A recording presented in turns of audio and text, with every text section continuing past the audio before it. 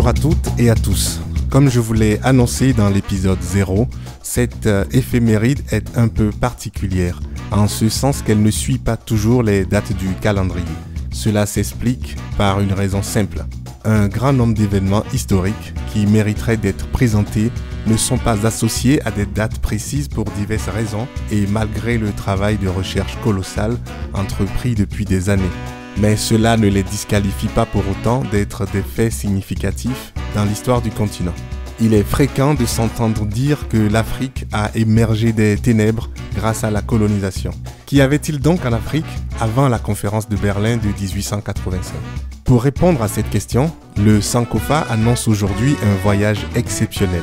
Un voyage long de plusieurs siècles qui fera des escales régulières du Soudan ancien au Zimbabwe médiéval pour visiter des grands empires et des grandes cités. Pour ce faire, nous irons en mission diplomatique auprès de ces femmes et de ces hommes d'État fiers et puissants tels que Saïda Al-Oura, Labotseni Moudouli, Fatima Soudi Ben Abderrahman, Taïtou Betoul, La Kahena, Chaka Roi des Zoulous, Mansa Moussa, Soni Ali, dit Ali le Grand, et enfin, évidemment, le roi Béhanzin. Éphéméride africaine, pas mon papa.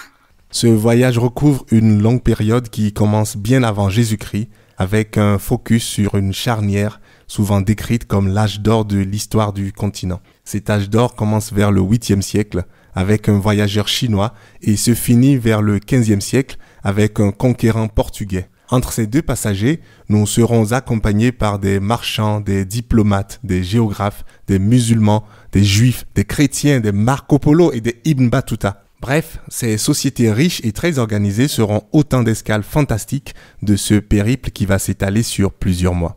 Tout d'abord, il y a tous les royaumes africains en contact avec le Proche-Orient. Ce sont les royaumes le long du Nil d'une part, notamment le royaume de Kouch et la terre de Ponte, et le royaume d'Aksum d'autre part, qui a hérité à la fois du judaïsme, du christianisme et de la civilisation sabéenne, et qui forme donc l'ancêtre de l'actuelle Éthiopie. Ensuite, nous parlerons de Carthage, bien plus connu à l'emplacement de l'actuelle Tunisie, dont l'influence s'est finalement étendue de l'Afrique du Nord à l'Espagne et dans la Méditerranée. Puis plus au sud à présent, au sud du Sahel, le premier empire dont on est trace est l'empire du Ghana, aux confins de la Mauritanie, du Mali et du Sénégal actuel. Ensuite, l'empire du Mali, qui succéda à celui du Ghana et qui fera l'objet de notre première escale dès demain. Sur les ruines de l'empire du Mali, un certain Soni Ali, surnommé Alibert, a bâti un immense empire très riche et bien administré qui prit le nom d'Empire Songhai.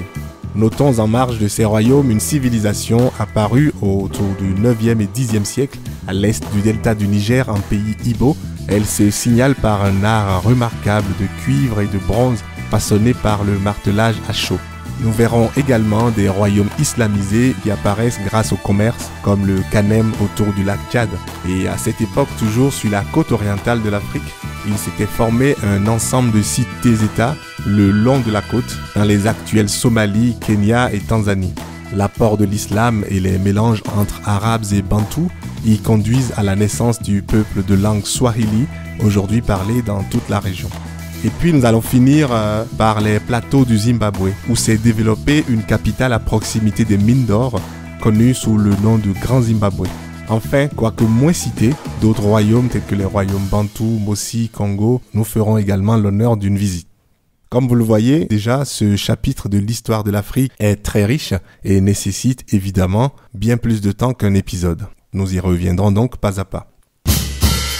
Mon cliché africain du jour est un extrait d'un discours du sage poète et président, philosophe aussi, pourquoi pas, Nicolas Sarkozy. Je cite, « Le drame de l'Afrique, c'est que l'homme africain n'est pas assez rentré dans l'histoire. Le paysan africain, qui depuis des millénaires vit avec les saisons, dont l'idéal de vie est d'être en harmonie avec la nature, ne connaît que l'éternel recommencement du temps, rythmé par la répétition sans fin des mêmes gestes et des mêmes paroles. Dans cet imaginaire où tout recommence toujours, il n'y a de place ni pour l'aventure humaine, ni pour l'idée de progrès. La faiblesse de l'Afrique qui a connu sur son sol tant de civilisations brillantes, ce fut longtemps de ne pas participer assez à ce grand métissage. Elle a payé cher, l'Afrique, ce désengagement du monde qui l'a rendue si vulnérable. » Fin de citation. Alors qu'en pensez-vous? Est-ce absurde? Est-ce justifié? Je vous laisse y réfléchir à vos clichés à vous et à notre Afrique à tous. Et je vous dis à demain pour le prochain vol du Sankofa.